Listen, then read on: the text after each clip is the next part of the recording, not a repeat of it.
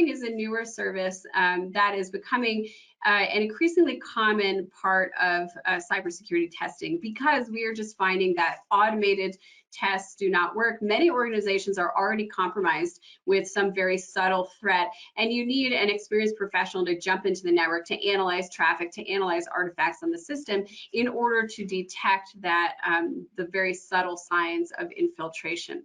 So the threat hunting process is proactive, it's human driven, it's not just automated, and typically you come up with a hypothesis, you look for indicators of compromise, and then you refine that hypothesis over time using specialized threat hunting tools. And Matt, I know you do a lot of threat hunting. You want to tell us about it? Yeah, threat hunting is honestly one of my favorite activities to get into, because we really get to see at a deep level what's happening on a network. And we use this using some specialized software. In LMG's case, a lot of times we'll use Carbon Black or another similar EDR toolkit to do this, because it gives us that visibility.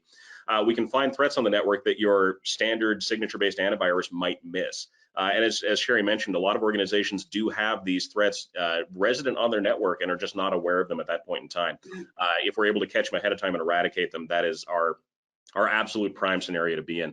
But we can also identify some other weak points in security configurations and user activity on the network. If we're noticing that users are able to install their own programs with administrative access, or they're able to drop their own browser toolbars or add-ons into place, all of these can be threats that that your IT staff may not be aware of as existing in the network, that we can spot during these threat hunting assessments. So really nice kind of overview of where the threats may come from down the road. And this should be done periodically. This isn't a one and done kind of thing.